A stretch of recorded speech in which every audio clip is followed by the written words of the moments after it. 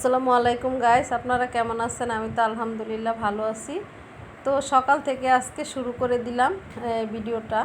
তো যাই হোক, আজকে একটু ভিডিওটা অনেক বড় হয়েছে, একটু ব্লগ করছি। তো সকাল থেকেই আপনাদের সাথে শুরু করলাম। সকালবেলা ছাদে চলে আসছি, কাপড় চোপড় ধুইছি এক বালতির মতো। তো আমি হচ্ছে আগে একটু ভয়েস বসাইছিলাম, তো শব্দর জন্য একটু ভালো হয়নি, সেই জন্য আবার আমি রিটার্ন করে ভয়েস বসিয়ে দিছি ভিডিওতে। তো কাপড়গুলা ধুইলাম, আজকে অনেক রোদ উঠছে, তো ভাবলাম সেই জন্য রোদের ভিতরে কাপড়গুলো সব ধুয়ে দিলে একদম শুকিয়ে যাবে। আর ছাদের ভিতরে প্রচণ্ড শ্যাওলা পড়ছে, একদম পিছল হয়ে গেছে ছাদ।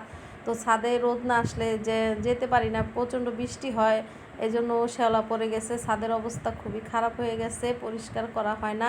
আর বৃষ্টির ভিতরে ভিজলে আমার ঠান্ডা লেগে যায়, সেই জন্য ভিজতে পারি না। আর এই যে দেখুন, এক বালতি কাপড় ধুয়েছি। তো অনেকটা কষ্ট হয়েছে কাপড় ধুইতে, কারণ অনেকগুলো কাপড় ধুয়ে ফেলাইছি একসাথে, রোদ উঠছে সেই জন্য। তো অল্প অল্প করে অবশ্য ধোয়া যায়, তো আমি হচ্ছে ধুয়ে ফেললাম যাতে তাড়াতাড়ি রোদ্রে শুকিয়ে যায় সেই জন্য। আর ওই দেখুন, ছাদের কোণেতে একদম শ্যাওলা পরে ভরে গেছে।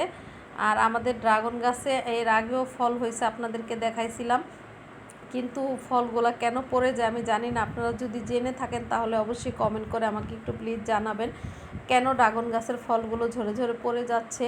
আর এখন আবার ধরছে দুইটা, তো একটা পড়ে গেছে আর একটা আছে। এই তো ফল দেখে আমার মেয়ে কিন্তু ভীষণ খুশি হয়, কিন্তু তারপরে ফলগুলো থাকে না।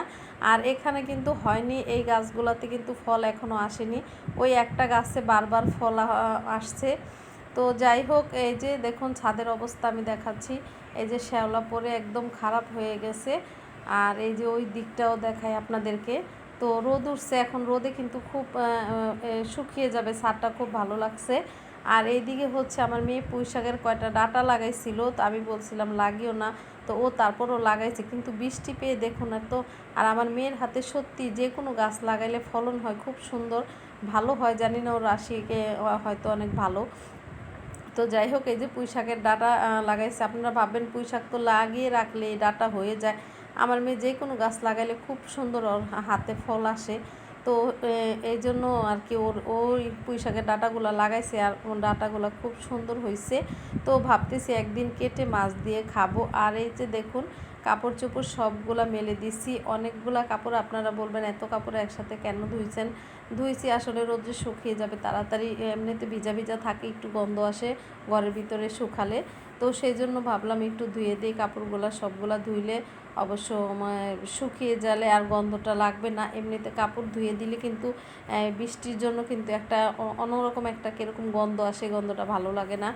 তো যাই হোক, কাপড়গুলো রোদে দেওয়া হয়ে গেছে, আমি এখন নিচে চলে যাব, যেয়ে তারপরে হচ্ছে ঘরের কাজগুলো করব। তো সকালে আজকে প্রথমেই উঠে কাপড়গুলো ধুয়ে নিলাম। আর এই যে প্লেট বাটিগুলো রাত্রে আমি ধুয়ে রাখি, কিন্তু আজকে ধোয়া হয়নি রাত্রে, তো গুছিয়ে রেখে দিয়েছিলাম, এগুলো এখন ধুবো। আর হাত দিয়ে হচ্ছে ক্যামেরা করতেছিলাম, তো আপনাদেরকে ওইরকমভাবে দেখানো হয় না। তো আমি হচ্ছে মেজে নিছি প্লেট বাটিগুলা। তো মেজে তারপরে হচ্ছে এক হাতে মোবাইলটা ধরে ধরে তারপরে আপনাদের সাথে একটু শেয়ার করতেছি যে এগুলা আগে মেজে রেখে দিছিলাম, তো এখন হচ্ছে ধুইতেছি কলটা ছেড়ে। তো আপনারা বলবেন যে এইভাবেই কি ভিডিও করেন? আসলে কি করব বলেন, ট্রাইপডটা নষ্ট হয়ে গেছে আর আনা হইতেছে না।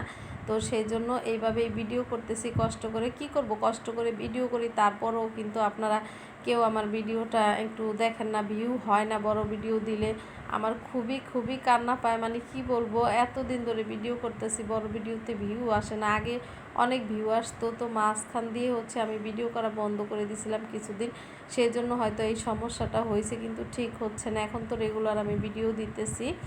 যাই হোক, তো প্লেট বাটিগুলো ধুয়ে তারপরে হচ্ছে বিছনাটা ঝাড় দিতে চলে আসলাম।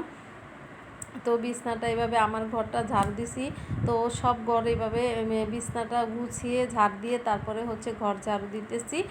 আর যখন আমাদের বিড়াল যখন বাচ্চা দিছিল আমাদের ছাদের উপরে, তখন হচ্ছে হঠাৎ করে আপনাদের ভাইয়া বিড়ালের বিড়ালটাকে নিচে নিয়ে আসছিল। তখন এই বক্সটাকে হচ্ছে এখানে পুরনো কিছু জিনিসপত্র রেখেছিলাম, সেগুলোকে বের করে, আর আমাকে এই জায়গাটা পরিষ্কার করার একটু সময় দেয়নি, ও হচ্ছে এখানে চাদর বিছিয়ে বাচ্চাগুলোকে এখানেই রেখে দিছিল।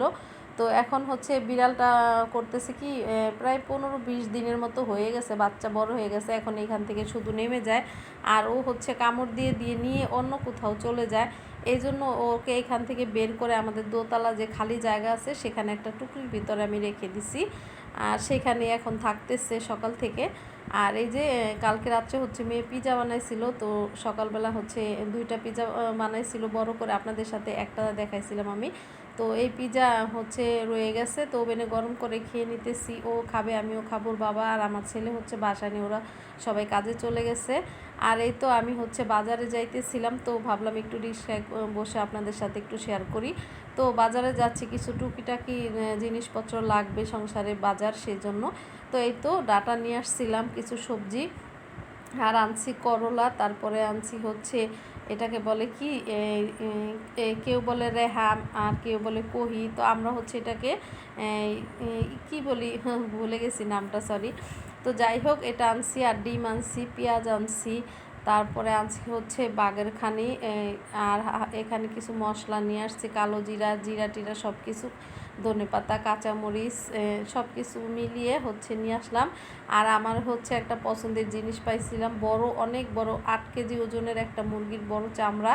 তো চামড়া আমার খুবই পছন্দ, তো চামড়াটা নিয়ে আসছি কিনে 200 টাকা দিয়ে, বড় সাইজের একটা চামড়া, অনেক বড়।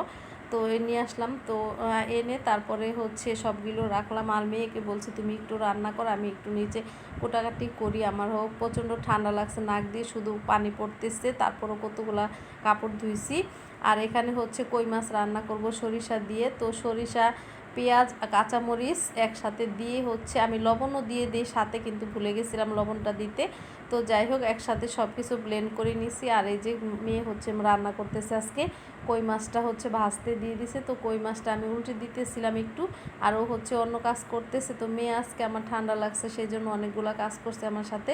আর এখানে হচ্ছে মেয়ে সরিষা দিয়ে কই মাছ রান্না করতেছে, আমি একটু দেখিয়ে দিতেছি।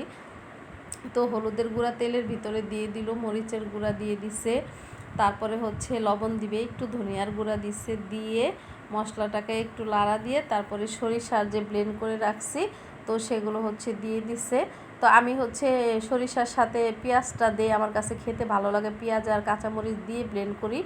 আর এখানে করলা ভাজি করে নিছে চিংড়ি মাছ দিয়ে। তো আজকের ভিডিওটা কেমন হলো অবশ্যই কমেন্ট করে জানাবেন, ভালো লাগলে বেশি করে শেয়ার করে দিবেন, সাবস্ক্রাইব দিবেন, লাইক দিবেন, আর সবাই বেশি বেশি করে শেয়ার করে দিবেন। আর এই যে রান্নাটা কমপ্লিট হয়ে গেছে, টেবিলে নিয়ে আসছি, মা মেয়েতে এখন খেয়ে নিব। আর এখানে কালকেরও কিছু তরকারি আছে, তো কালকে কাসকি মাছ রান্না করছি সেটা আছে, আর এখানে ডাল আছে। তো আমার মেয়ে হচ্ছে ডাল আর করলা ভাজি অনেক পছন্দ করে, তো আজকে ওর সবই পছন্দ।